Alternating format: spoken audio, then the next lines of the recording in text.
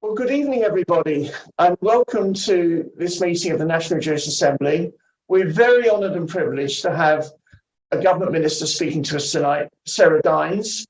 I'm going to introduce Sarah, then I'm going to introduce Dr Alan Mendoza, who's going to interview her, and then I'll hand over to Alan to start the meeting. So, Sarah Dines was elected as the Conservative Member of Parliament for Derbyshire Dales in 2019, with a majority of almost 30,000 votes, after having had a very successful career as a lawyer. Sarah was appointed the Parliamentary Under Secretary of State at the Home Office last October. Previous to that, she'd been a government whip, and before that, she'd been Parliamentary Under Secretary of State jointly at the Ministry of Justice and the Home Office. Sarah's responsibilities in her current role relate primarily to safeguarding issues. These include safeguarding religious freedoms, tackling violence against women and girls, and particularly relevant to the Jewish community, fighting hate crime. She has written this past week about how the online safety bill is going to make the internet a safer place. Sarah's going to be interviewed by Dr Alan Mendoza, who is a co-founder and executive director of the Henry Jackson Society, which is Britain's leading think tank fighting for the principles and alliances which keep societies free. He directs strategies for the organisation as well as acting as its main public face in mediums as diverse as the BBC, Sky News, CNBC and Al Jazeera. On the print side, Alan is a columnist for City AM, the London business newspaper, and has contributed to the Times, the Telegraph, the Daily Mail and other international newspapers. Alan has been a parliamentary candidate for the Conservatives at the 2015 election, and he's currently a Conservative councillor in the cities of London and Westminster. Can I now hand over to you, Alan, to ask Sarah lots of interesting questions? Alan. Right. Well, thank you, Gary, for that warm and friendly introduction. And Sarah, thank you for joining us for this little chat this evening. Just to sort of set the status, we'll have a chat, I think, about half an hour, and then we will bat a few ideas around, have some discussion, and then we'll open to whoever else might do. And I think, Gary, you will come back and chair that bit and take questions from people. Sarah, great. Let's start with a very simple question. Are you enjoying your current job? I am enjoying my current job. Just checking that sounds okay, is it? Yes, it is. Thank you. Yes. First of all, can I thank you for inviting me to come along? I've known Gary for more years than I can like to say. Obviously, I'm a lot nearer 21 than I am 51. I knew Gary from Conservative politics when we were both very much younger. So it is very interesting to see the journeys that people come along in life. And my background, as Gary had mentioned, is that I went to the bar first. I was always a conservative, confirmed conservative from a teenager, if not younger. And I had a great career at the bar. And what motivated me to come into politics, having stood in Northern Ireland in '97 for the Conservative Party, when it wasn't really that fashionable to do it, was one of my sons, who his first vote was in the referendum for whether or not we should leave. And basically, he said, "Mum, that was my first vote. This is the UK. Why isn't Parliament?" Sorry, we lost the sound. You've got on mute, Sarah, for some reason. I don't know how that happened, but you're on mute. There you are, back. Okay. Yes. Yeah. Yes, we lost you just when you said he had his first vote, and he said, yeah. This particular son said to me, "Why is the UK Parliament not following the result of the referendum?" So that inspired me to think about whether I should go back to my true love, which always was politics. So I then applied to go back on the candidates list and then ended up in a fantastic constituency, Derbyshire Dales. I enjoy very much the job. Alan, just to let you know that I'm speaking as an MP, not on behalf of the government or as a minister today, but obviously there are a lot of very interesting things we can talk about. So yes, I'm enjoying the job, but it is tough. It's tough emotionally, and it's frustrating at times when there are things that you want to see done, and the machine of government makes it sometimes quite difficult to achieve what you want to achieve. So I am enjoying it, but it's not without its frustrations, as I'm sure you're very much aware working in this field as you do, Alan. Well, that's an interesting point. We'll come to some of the specifics to do with the Jewish community in a moment, but let's just take what you've said. I mean, as you say, there are some frustrations. You can't necessarily, do what you do. And to put you on the spot just a little bit, is the biggest problem your parliamentary colleagues, or is it civil servants? It's a challenge, twofold, because within the party there are various wings, and each have strong views. And you've got their publicly stated views, and you've got the undercurrents of what they might really think. And similarly, you've got the civil service, who are much criticised. The ones I've seen are extremely hardworking, but they may not have the same political views as you. They are supposed to be impartial, but you do wonder sometimes. So it is an amalgam of both of those things, making sure that you could drive through change with the civil servants' assistance. There are very many hardworking civil servants, but there are a few who you feel are less committed than others. And we have to cope with what's happened with COVID, people working from home, being very sensitive as to whether we can demand people working in the office or whether they're actually going to be more productive at home, and the arguments around that, which are quite interesting. I've seen the Ministry of Justice and the Home Office when I was Fire Minister, and the last few weeks, effectively, of the Johnson administration. I then went back into the Whip's office under Liz Truss, and then under Rishi Sunak was brought back into the Home Office in a bigger role. So it is fascinating. I don't want to go on about it, but you also, with your own colleagues, need to judge what really can be achieved, how they feel. And obviously, it's a rather more complex picture than we get on the press. It's fascinating, actually. It is a privilege to be in the Dalia, Carl job. Does have Cohen some, again, does have some SOS. frustration. I have There's a no bit of feedback sound. there now, I think. I don't know what to do, Sorry, what someone to has click been on muted. to get the sound. I have a beautiful. Right, well done. Yes, your point there. But for the benefit of viewers, I think it's a question people often ask and aren't certain about. If your civil servants oppose what you're trying to do, how does a minister get round that to get something passed? Well, what I do is very diplomatically, I say, could you look at that again? What they will say is that they've looked at something and there are various difficulties that make something very, very hard. And obviously, having had a career at the bar, I'm not into unnecessary confrontation. I would just say, could you look at that again from this aspect? And I would like an answer by this time next week. And that's how you deal with it in a grown-up way. I haven't found anybody being purposely obstructive to my face. I haven't found that. Maybe I've only been in post since October and it's not time yet. But you do need to be driven in a polite, directed way to be able to get more information. Because sometimes there are very valid reasons why something just won't work legally or practically. And it's important to get to the root of why something that you're told isn't really workable, why that is, and if that's valid or whether it needs to be driven with a little bit more political will. But ultimately, if a minister does want something done, it will get done in your experience? If you make a firm direction, yes, it will get done. However, what one is now seeing, and you can see it anecdotally, I'm not going to give you any examples, is perhaps a little of a, what some people might say is a perceived wind down for the next election, whereas the opposite is true in that the politicians want to crank up for the next election. So that's something that's quite interesting to see from an academic perspective, whether there is a slowdown in the run up to a general election at the end of a term, or whether that's just perceptions. But I think if you keep control as much as you can, well, just to mention, I am obviously quite a junior minister in comparison with the Home Secretary or the Security Minister. But from my perspective, the way to get things done is to be quite directed in a very, very friendly and polite way, and just ask them to look at it again and give them pointers of what you would like them to answer, quite directed. I think if you were less directed, it might be easy to get lost in the noise, because government's a very busy place. So obviously we're addressing a meeting of the NJA, so we should talk about some Jewish issues. But you did just mention the Home Secretary, who I shall declare is a friend of mine, a personal friend of mine. I've known her, much of my life.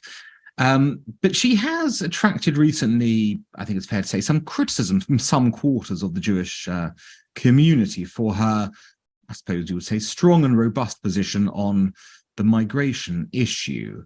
Do you feel that criticism was fair and warranted? I certainly think, I know she didn't, but having observed it from the sidelines, watching the department come under attack in that way, what was your view? Well, I think she's an incredibly hard-working Home Secretary, and she has to deal with a huge amount of national issues all the time. And having observed her from close quarter, she works incredibly hard, and she is faced with serious, at times life-changing decisions every day. So we mustn't underestimate the stresses and strains on that office holder. We saw the previous office holder, Priti Patel, both of the present Home Secretary and the previous Home Secretary, I'm sure well known to you and very much respected by me too. I've seen her work very hard. And I wouldn't like to say that the criticism is, I wouldn't like to say that she has acted in an unfair way in any shape or form. I found it incredibly helpful and very protective of all religious communities. I mean, I think she's an outstanding woman, actually. We'll come on to that, because of course I think she, of course, recently spoke at the CST dinner, the Community Security Trust dinner, where she reaffirmed her own personal views on the subject and reaffirmed the government's support for the Jewish community in that regard. But let me just stick one moment longer, if I may, with the migration issue, because it has, of course, become quite a touchstone of government policy, as well as being one of the Prime Minister's 5 pledges. Looking at it from a Home Office perspective, if you are dealing with communities like the Jewish community or the Hindu or Muslim communities in this country, who at least historically have had some degree of migration, what's the most effective way for the government to make its case to those communities, to explain that they're not targeting those communities as communities, but they're instead targeting, if you like, the ways of entry to this country? What do you think the government's doing right in that regard, and what could it do a bit more of, do you think, to reassure people?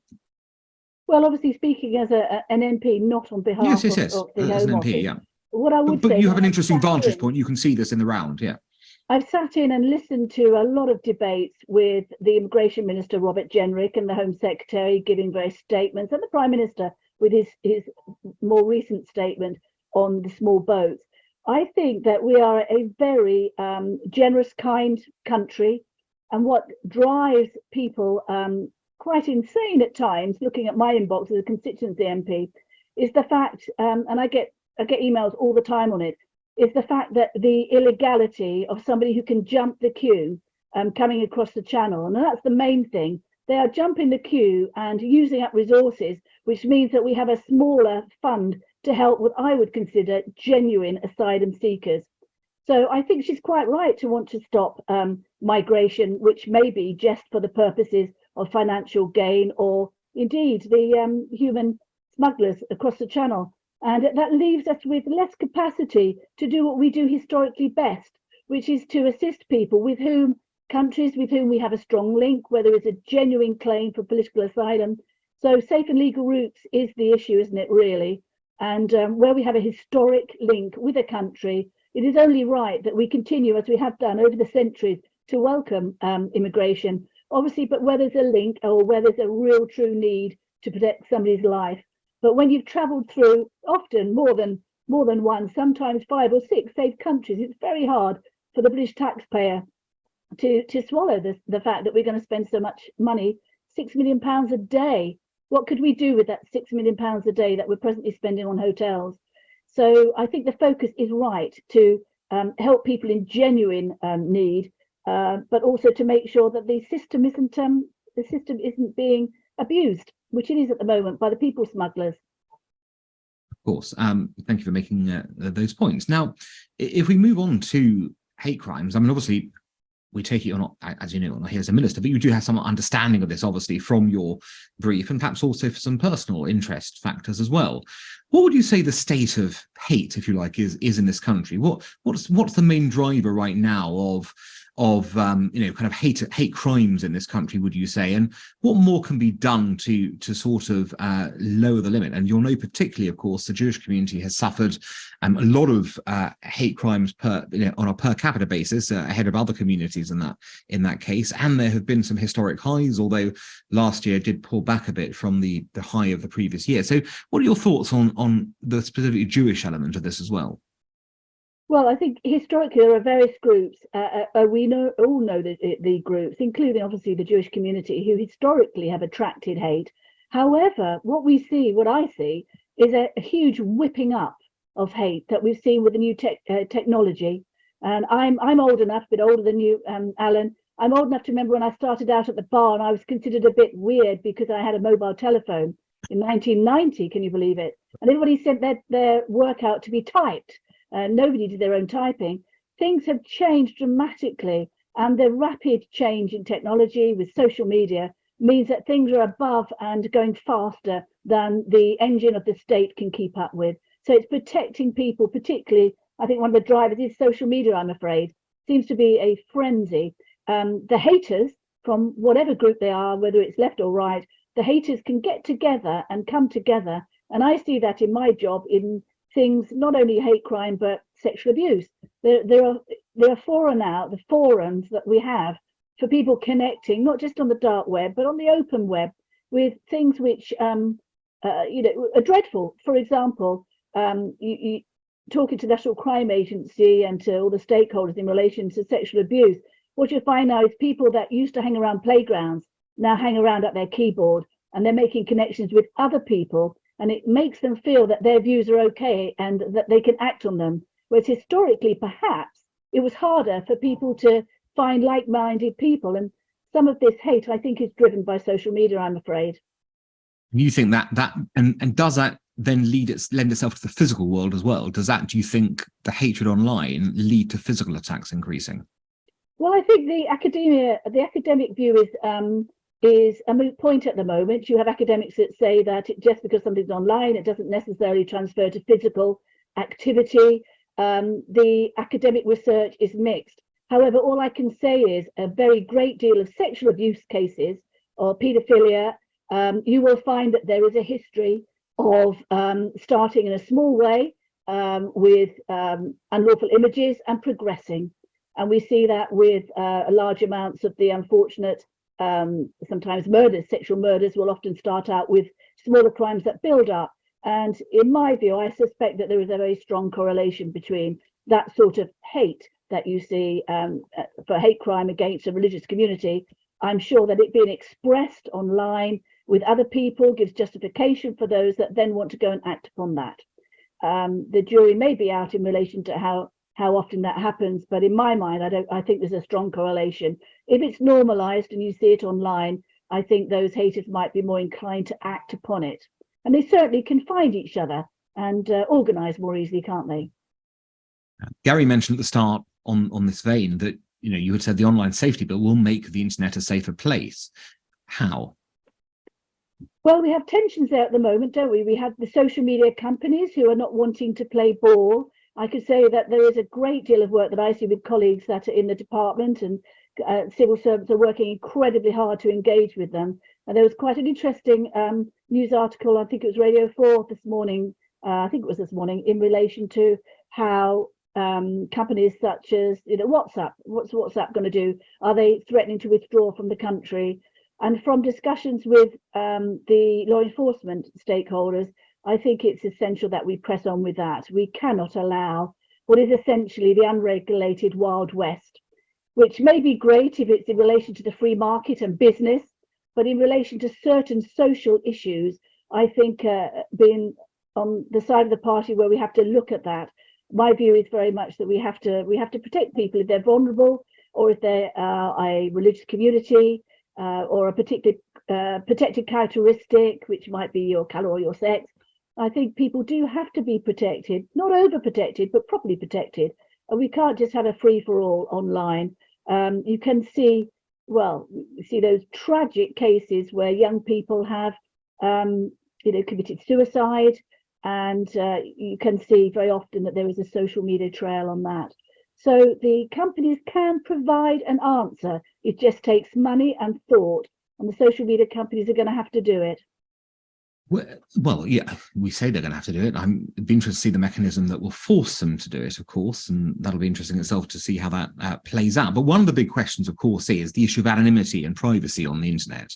So the fact that we've seen a lot of the hate, not all of it, I mean, an amazing amount of hate actually online is conducted by people with names and traceable. It's quite extraordinary that they would do this, but they do. But a lot of it also driven, of course, by anonymous accounts, trolls, whoever, who, appear quite content to be able to abuse from the safety of an anonymous account. What is your position on this? Do you think that anonymity in those cases needs to be surrendered? If someone has committed, a hate crime online, for example, they ought to be surrendered. And just a flip side of that, the argument that's often made on the other style is that if you do that, other countries will start pressuring the social media giants to, for example, show who the person campaigning against the Iranian mullahs in Iran is. They want to know who it is, etc. So where's the balance, in your view, on something like that?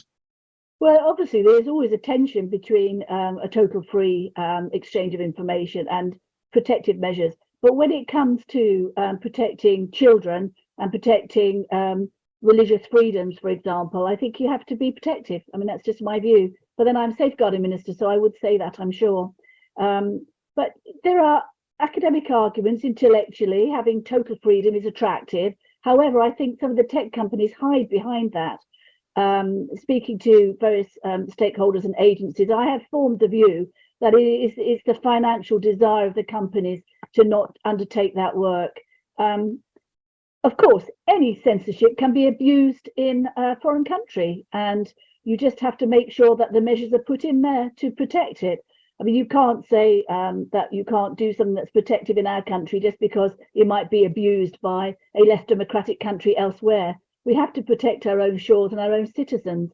And sometimes total freedom of information has to be slightly, I wouldn't say compromised, but it has to make sure that it protects the vulnerable. We can't have a total free Wild West out there. But just to push on this, do you therefore think that social media companies should have to reveal the identity of people who are engaged in either, criminal activities like that or hate crimes? Well, I think there needs to be. They need to give over, but only saying the United Kingdom. Yeah, I'm obviously not saying yep. a barbaric or undemocratic country should be able to do that. That would be beyond our jurisdiction in any event.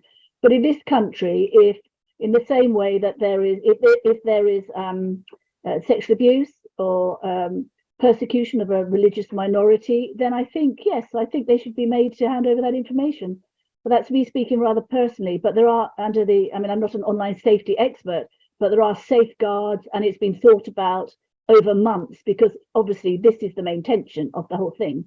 But when I've seen the damage it does, it also doesn't only damage vulnerable people, it damages our democracy also. And for example, I've got colleagues who are female MPs and male MPs who the level of the anonymous abuse they get and the amount of trials they have to attend to give evidence to, it does drive people away from standing. And if we want a democratic society, there has to be a level of protection, not only of the individual, but also the elected officials. Because I consider myself quite a toughie, but there are times when you have abuse, you think, goodness, is this all worth it? And I do think in the same way that somebody isn't allowed to shout and scream at you and physically abuse you in the flesh, I do think you need to be afforded that protection in the cyberspace. So these things are real tricky issues, and technology is ahead of our resolution of these issues, which is why the online safety bill has been so controversial. Well, exactly. I mean, that's a point, isn't it? We are looking at issues where the horse is well ahead of the cart, and we're trying to now reverse the order, but it's difficult to do when you're at that point. That tells you need to really get ahead of these issues before they become the problems that we know they are. You mentioned protected characteristics, and of course, religion or faith is one of the protected characteristics. But again, there can be times when those characteristics come into conflict. So we've seen a number of examples you can see in the more religious Jewish environment, but also in Muslim environments, other places where there have been conflicts between what, say, schools or teachers or parents would like to teach, say, about sexual relationships versus what the religion might like to teach or their interpretation of the religion might like to teach. Where does the state draw the line in those cases? How do you, apportion between the protected characteristics to go that actually this needs to come above that when it comes to an issue of this nature? Well, we have a very well-developed system of protecting these rights that's been developed by law over many, many years. So usually it's quite obvious to the objective observer where the line is to be drawn. And for example, when recently we had the incident where the lad with autism was subjected to his mother was subjected to almost a show assembly. I won't say a show trial, but a show assembly. And these things are very, very difficult. But I think we all saw that and wondered what the local police officer was doing in that school meeting, where the mother was almost apologizing for something which we don't have laws against in this country, slightly damaging the outside of a book.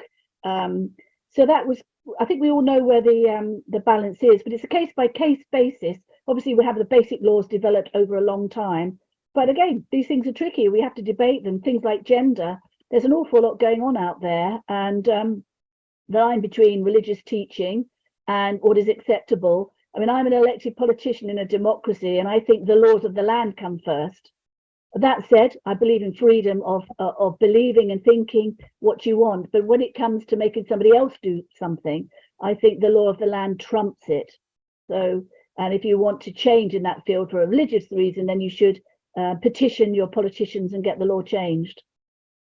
Well, yes, it's interesting, obviously, about the writ of law and how this works. And it's also interesting you brought up the blasphemy case, as it seems to have developed in Wakefield. It's almost extraordinary to think that that this case developed in the way it did, and the outcome, that you saw with the sort of a mother begging for her son's life, essentially, in front of a crowd of people who were suggesting that he didn't almost deserve to live in that way. It was a very difficult argument to make. But you wouldn't see that reaction, would you, if it was, say, a Christian Bible that had been kind of damaged in some way? What do you think is going on here within different groupings in Britain, and why is blasphemy an issue, say, in the Muslim community in the way it wouldn't be for Christians, or I suppose Jews for that matter?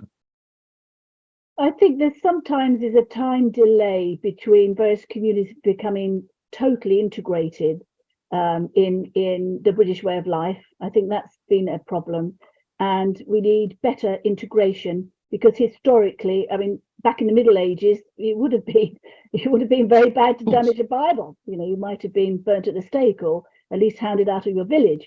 So I think what we do have is people living sometimes in silos. And I would make a political point that I think, just echoing what the Home Secretary said recently in relation to the grooming gangs, we mustn't have a situation where various communities are left in isolation and effectively things allowed to happen because of the suggestion that it wouldn't be politically correct to intervene. So I do think we need to integrate communities more into the British way of life. But these things are tricky, of course they are. But you're quite right to draw that interesting historical comparison. We're not at the stage yet where various groups are totally integrated with the rest of how we all feel within perhaps the Christian majority. Although practicing Christians or not, far fewer people will go to Yes. church. And not a majority according to the census anymore, interestingly, of people who've actually identified, say, as Christians. Yes, it's identification, of course, isn't it? I was recently in Derbyshire Dale speaking to one of my local vicars who was speaking of having to look after 5 different churches because there's so few clergy now, and very, very small congregations. But it's the way of life. It's not just the purely practicing side of any religion, isn't it? It's the way of life that's adapted, that is taken on board by your particular country. But I do think that we're still a pretty nice country to live in. I think we're quite tolerant, but we have to be careful that we don't allow misguided sensitivities, I think, as the Home Secretary said, misguided cultural sensitivities to stop us applying the law that applies to everybody in the country. So that's a really disappointing thing. And I know that the Home Secretary in the Wakefield school incident immediately sent out her view to the local chief constable to say that not acceptable that that one, that it happens, but that two, it was semi-institutionalized by a police officer sitting there and listening. It was quite extraordinary, really. Something that we have to deprecate. Well, I'd agree. I mean, that was most extraordinary. I've got just a couple more questions, then we can open up the floor. But one is related, to this. I think it is very interesting that you've again highlighted the need to break down, if you like, the silos and to get in there. But isn't part of the problem that when you do try and do that, there is a very vocal, online and in politics sort of lobby, shall we say, who will immediately say you're racist or you're Islamophobic for trying to break this down. How do you get over that, the hump that people are saying you're a racist for saying what you just said, when in reality what you're just trying to do is apply the law equally? What's the way around that? Well, I think you've got to show political will, because what we do have is quite often politicians are so pressurized that sometimes the fight is almost too hard to do because of the pressures that might be upon you. Not me personally, but looking at other people. You've just got to have clarity of thought and to just be calm and repeat that point. Because yes, it's easier. Those that shout the loudest seem to get the most airspace. And some people might say that that's even with the BBC. Certain things you can't say and do because people it's perceived not to be right. But you've just got to have the political will to just say what's right, because we know it's right. But we see this in every day. I can tell you a little funny sort of vignette from today as a constituency MP. I was interviewed over violence against women and girls a couple of weeks ago, or maybe can't remember the exact day, but apparently I used a phrase which was, we need to get down to the nitty gritty. Now, being a child educated in the 70s, the nitty gritty means the detail. However, I had an email today from someone from the left saying that I was using racist language because one interpretation of nitty gritty was used when slaves swept up the gritty on a slave ship. So can you believe it, that my staff have had to bring this to my attention? Somebody says you're being racist because you've used the phrase nitty gritty. I've got to think about, well, is that language now so offensive that it actually isn't very nice to use it if it really offends people? Or is this just somebody's oversensitivity? Things are getting a little bit extraordinary when I have no intentional motive to be racist by saying that. It's part of my language. So I'm just using that as a vignette. That's a small use of a phrase, 2 words, which has taken up some brain space today when I could be trying to serve children who've been sexually abused. Instead, I'm answering that sort of email saying, well, I didn't mean to be racist. I apologize if I upset anybody, but it's not banned words yet. Maybe it will be next week. So that's just to show you how we can be derailed by political correctness. So it's important to stick to what the core beliefs are, the core laws of this country. So it's quite a challenging environment, Alan. It's quite interesting to be in politics. Well, it is, and I think the Home Secretary and and the Department and individual MPs are doing their thing by stressing what needs to be done. But just my final point on this, and you've taken me actually to a different final question I was going to ask, but it leads on nicely. You say, of course, we have to apply the laws, we have to do that.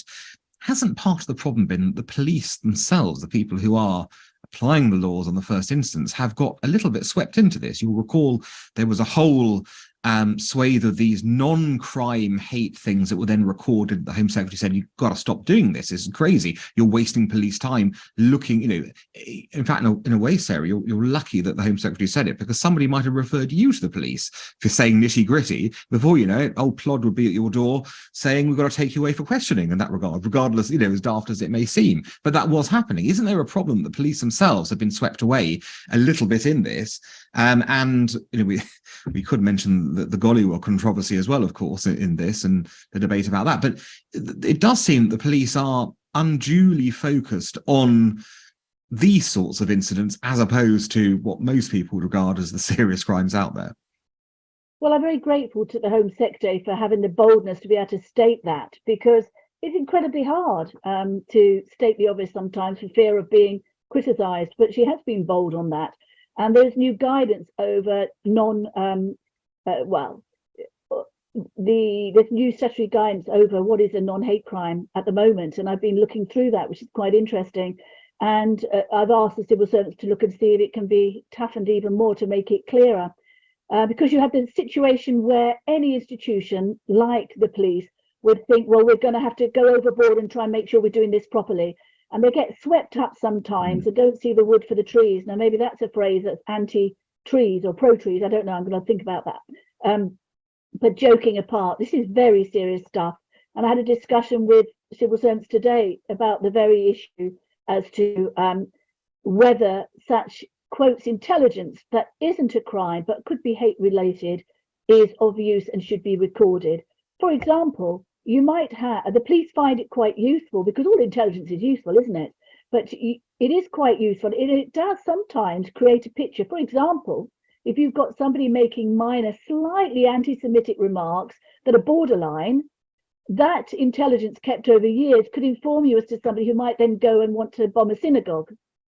However, the build up step by step might not be enough to be a crime. Should that intelligence be logged or not? So it is actually quite an interesting point. But what we have got is when it's just ridiculous, when you're talking about children's toys and sending police officers into doing that sort of incident which they had in Essex. However, I do express caution on that, because apparently there's quite a bit of background about that. It wasn't exactly as seen. And I would agree. I there think is a suggestion of more background to that, which obviously I can't go into. Yes. So I think some of it's come out, but I think obviously that's an interesting one. Yes. So it's interesting, but I do think that this Home Secretary has been bold there, and she's paved the way for senior police officers to say, well, yes, we do agree with you, actually. You think, well, why didn't you follow that before? Why has it taken so long? But maybe it is right that we should look to our political leaders to give us guidance. And the police shouldn't be formulating these views and going off on a tangent and expanding the law on intelligence gathering for things that aren't crimes. Maybe it's right that our political leaders say, no, this is not what we mean. I mean, we're elected. This is what the direction of travel should be. So I take my hat off to her. And although she has received a huge amount of criticism and flack for that, and to see how she stands up to that. Sometimes politicians need to be superhuman. We forget that they are humans just the same as you and I. So she has got into hot water, to go back to one of your earlier questions. However, I think she's done the right thing, and I'm thankful that we've got her. Well, I think, look, it's fundamentally important to remember, politicians are human, as you pointed out, and, they have their own foibles and ideas and in that sort of way. So that's obviously important. And also, it's interesting to know what you said, sometimes these cases that get blown up in the media, once you dig a little deeper, you realize there's more to them than meets the eye. And I think the doll example is one of those. So that's very clearly the case. So it's always dangerous, I think, for people to jump on the bandwagon straight away to go, oh, that's clearly a case of this, when actually, if you do a bit more digging, it turns out not to be that at all. But that's more than enough from me. I'm going to pass back to Gary so that we can hear from you. Thank you very much, Alan and Sarah. I'm going to ask the first question now. While I'm doing so, please, those who wish to ask questions, could you put up your virtual hands, which, if you know, in the reactions box at the bottom of the screen, you click on that and then you click on raise hand, and I will see you and I will call you. But I'll just kick off with the first question. The Jewish community predominantly is looking to the Home Office and yourself and your colleagues, and of course the Home Secretary, on the issues of fighting anti-Semitism. It's perhaps the single most important thing we can do. The online safety bill is largely considered, depending on what the final product actually is, it's generally believed to be helpful. I'm just thinking of what else can you do to reassure the Jewish community? Of course, one of the things you have done, which the Home Secretary announced recently, was provide extra money for the Community Security Trust. But are there other things that you think you can do? Because I've always believed that in one sense, government has to be reactive to circumstances, but a good government is also proactive, thinks about potential problems and addresses them. So I'm wondering, what else do you think that the government could do to help in the battle against anti-Semitism? Well, I think, the money that the Home Secretary has just topped up, hasn't she, by an extra million, what the annual sort of payment is. I think it's about 23, 24 million. I can't remember how much. A little less than that, but yes, it's still substantial. Yeah, but I think it was topped up by $1 million from last year, I think, looking at it. That's obviously essential, totally essential to make sure we save lives. But I think, like many of these sorts of arguments, it's not just religious freedom, it's anything really. We need to look at education. We have to make Indeed. sure that the education system is constantly reminding us, with these 2 days of remembrance that the community has had over those lost during the Holocaust. I think that really has to be an integral part of education. And that's very important across the whole country. There must be no pockets of areas where certain of the cities are left out and allowed to do their own thing. Education is really the main thing. And that's not necessary, that's not really a Home Office lead. But I think education is fundamental. You have the police protections that we have, the physical protections that you have through money for CCTV, for synagogues and the like. What more can we do? Continue to talk about it. As a lobby group, I do think the Jewish community are fantastic in terms of reaching out to the lawmakers. There's quite a lot of activity goes on in Parliament, and that's marvellous, as it should be. And I welcome that. MPs are very much engaged, but it's making sure that youngsters don't have anti-Semitic views, isn't it? Which starts at school, as I'm concerned. School is a great leveller. When we look at the examples in Northern Ireland, for example, a place close to my heart, what they found is that the cross-community schooling has been the way forward in terms of tolerating other people's views. So what more can the Home Office do? Well, listen, if you have anything specific, but in government, we have to be proactive, but that isn't really the first role of government, really. It's protecting the citizens, isn't it? It's a bit like defense of the individual. You need to be proactive, but where does that stop? The machinery of government is doing lots of things all the time. If there's a way of focused assistance that you think is relevant, MPs and ministers' doors are always open. Indeed. Thank you, Sarah. Jonathan Isaacs, can you come off mute? Good. Thank you so much for coming to speak to us, Ms. Steins. You mentioned the BBC earlier.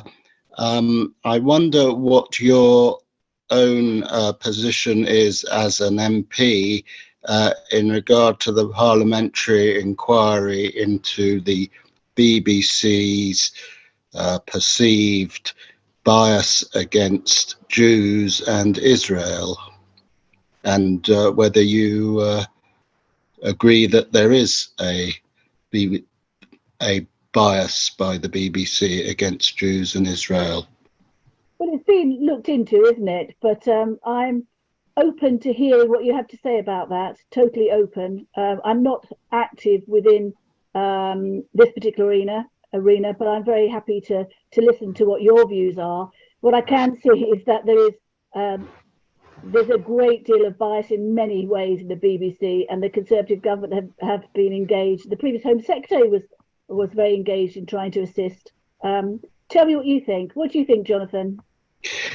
I think the BBC is institutionally anti-Semitic, and I am very much looking forward to the panel, which includes, of course, the NJA Honorary President Baroness Deitch, examining evidence which she has said to me anyone can write in, and I fully intend to write in to that panel and find out what they think. On the other hand, as an MP, although you're not involved in it, whatever they may or may not recommend, do you not have a personal view on the BBC in relation to Jews and Israel? Well, in general, I think that the BBC can be biased, but I've not got a particular personal view based on any particular article. But I'm very happy to, if you shout me out something, very happy to look at that. The BBC have been biased in very many ways, in my view, which is why quite a lot of MPs have asked for the licence fee to be looked at. And obviously that's something which was of great interest to the previous Home Secretary and to the Nadine Dorries when she was involved in the Secretary of State for DCMS. And without meaning to interrupt you, what is your view on that? What do you think that the license fee should be abolished? Well, my personal view is that I don't. Well, my personal view is yes, it should be. That's my personal view. It should be abolished because, well, I think it should be. I think the time has gone, and also that criminalising effectively people that don't pay it. Media has moved on, but that's my personal view. So I was in support when that was being mooted, but it's not on the table at the moment, apparently. Well, and it's I agree with my you. realm of something I can do much about. Yeah. Can I just interrupt you just for a second to say that we very Panel seriously inquiry comes to the same conclusion. Jonathan, hang on a second. Can I just interrupt for a second just to inform everybody that when the probe into the BBC is being set up, and as Jonathan Isaacs correctly points out, Baroness Deach is one of the people on that probe. The National Jewish Assembly will be making a submission. We're getting ready to produce a paper on it to go to the committee to consider with regard to the BBC. I just wanted everybody to know that. Tim, your turn. One thing I would say, if I could just say that Sure. in terms of parliamentary select committees, they can do some really good work, and you can get some excellent expert style evidence before them, which parliamentarians can use. So any probe inquiry committee is definitely worth putting in a detailed submission. Absolutely. We will be doing that. We'll definitely be doing that. Tim, your turn. Can you come? Thank you, Mr. Chairman. Yes, I've now unmuted. First of all, thank you, Ms. Dines. You have said so many things which I, and I'm sure many other people, agree with. And I do have interest in these matters that you've been talking about. I would have questions about the BBC, but I won't cover that, except just to mention that one thing you might think about doing is pressing for the Bailin Committee report on the BBC to be released, which it hasn't been. It's been sitting around and embargoed by certain people, and that would be very interesting to hear. But I did want to raise the question of the social media. You did say many things which were matters that I agree with totally, but what you didn't do, if I may say so, is then develop from there to actually putting the requirements of adjustments of the social media into practice. There was little which will help us to say, well, that should improve matters. You said if we could do something, then that would be right to do. But I particularly have the problem, first of all, of defining what a hate speech is.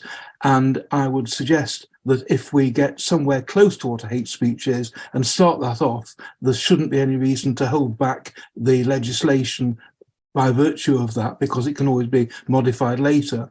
But what I think is the major sticking point, and although you mentioned that, you didn't actually develop how that could be coped with, is how on earth you get the social media companies to follow the rule even within the UK.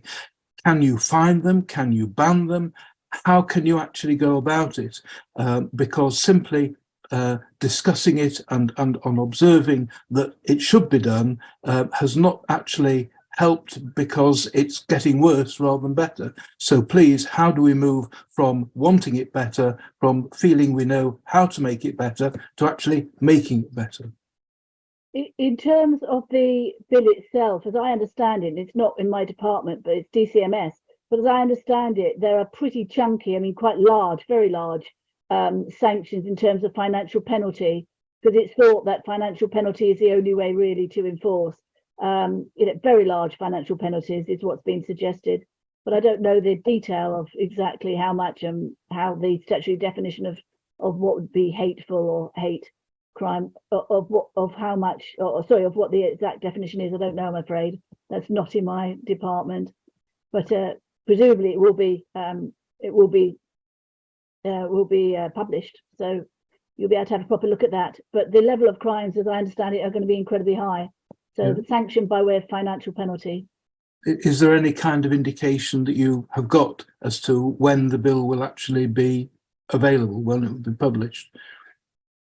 Well, it's subject to amendment at the moment, isn't it? So at the moment, I'm not sure what the time frame is. I'm afraid I can answer you. I can tell you that by writing or tell Gary. I don't know. That would be It's something that's been interesting. spoken about, but I'm not aware of what the date is. There've been so many pressure groups, particularly from the Jewish community, but I'm sure from others, and it does become somewhat, I don't know, you make pressure, everybody agrees, but nothing is done, and the thing is getting worse. So ultimately, you've got to do something, otherwise it just becomes such an enormous problem, as I think that as Alan mentioned earlier on, that it just becomes impossible to cope with it. So I think that something 90% perfect would be better than having nothing perfect, because it's nothing actually on the books at the moment. Well, from memory, I think we've had second reading, it's gone up to the Lords and they're looking at amendments. I think that's the position for it. But I can get back to the exact timetable. That would be helpful. Thank you. Yeah, I think that's the situation. Okay. Thank you. Okay, last opportunity to ask questions. Anyone? I've got Dr. Irene Lancaster. Irene, hi. You're on mute, Irene. Can you come off mute? Is that better? That's better. We can hear you. Thank you very now. much. Right, well, thank you very much for coming. I just want to say, as a matter of fact, on the question of the BBC, I live in Salford and I have worked with them. And the journalist who did that terrible report about the Oxford Street Haredi group that were attacked, that some of you might be referring to, was at one time my editor at the website that I write for, which wasn't Jewish, on Judaism. And as soon as he went to the BBC, he changed his tune. And and I'm quite happy to put that in a letter on behalf of our dialogue group in Salford. So that's one thing. When I worked with the BBC some years ago through their Director General, they actually told me what they thought of Israel, which was highly negative, highly negative. The other thing I want to talk about is the census. I was told that I couldn't put that I was Jewish on the census as an ethnic group under other by some of the operatives, because I would be prosecuted because, quote, your leadership, by which I think they meant the Board of Deputies, I don't know, have not said that you are an ethnic minority. As an academic and someone who's taught at 3 universities in this country and also in Israel, I'm pretty upset because some of us think of us as an ethnic group. And I think it also means that not enough people are being counted as being Jewish in this country as a result, because not everybody who is Jewish is religious. I mean, as we know from today and tomorrow with the Warsaw Ghetto that my grandmother was exterminated in, not everybody in that was religious. They were ethnic Jews. So I wonder if the minister would kindly think about that problem. And like everybody else, the Roma, the Irish, who I don't think of as an ethnic group, but you know, the Irish, but still, everybody under the sun except Jews are allowed to be ethnic. And I see myself as an ethnic Jew first. Thank you. Thank you. Gary, I want to say to Gary, because it's very difficult starting a new group, I think you're doing a wonderful job. And Ruth Deitch was marvellous yesterday at the Parliamentary thing on the Holocaust Memorial. She was splendid. I'm not going to go into it, don't worry. Thank you. Thank you, Dr. Lancaster. Sarah. No. That's fascinating, Irene, to hear about the census. I wasn't aware of that. And that's something that's very interesting. I would like to look into that because there seem to be a lot of boxes for lots of things. And I'm quite surprised to hear that you're not included in the way that you feel you should be. I've not had any involvement with how the census is coordinated. So I would welcome an email about that. I'd be happy, Gary, if you could Thank send you, me something Sarah. and You're a look into breath that. of fresh air, Sarah. You really are. And also my MP is also quite good. I'll tell him as well in Salford. Who's your MP? He's actually, I'm afraid he's not Conservative, but he's very good. He's Graham Stringer. And I think he's done a very good job locally. And he's very, good for the Jewish community. That is my view, whatever your, political stance. And I'm glad I can say this publicly. Anyway, thank you very much, Sarah. Thank you. Okay, thank you very much. Anyone else want to ask a question? We've got just a few minutes to go. In which case, what I'm going to do now is I'm just going to tell you all about the next 4 events we're having, and then I'm going to hand over to our Vice Chairman, Keith Rowe, to propose a vote of thanks to Sarah and Alan. Our next event is tomorrow week, which is our Yom HaAtzmaut party. There's still tickets available. Everyone should have received emails about it. If you haven't signed up to say you're coming, please do, because otherwise you're missing a really fun evening. Celebrating Israel's 75th birthday, and I really hope you will, as many of you as possible, will come. And the event is at a synagogue in North London. In May, we have 2 speaker meetings, one of which has literally only just been arranged today, and it's scheduled for the 18th of May, which is the evening before Yom Yerushalayim. And our guest speaker is the new editor-in-chief of the Jerusalem Post.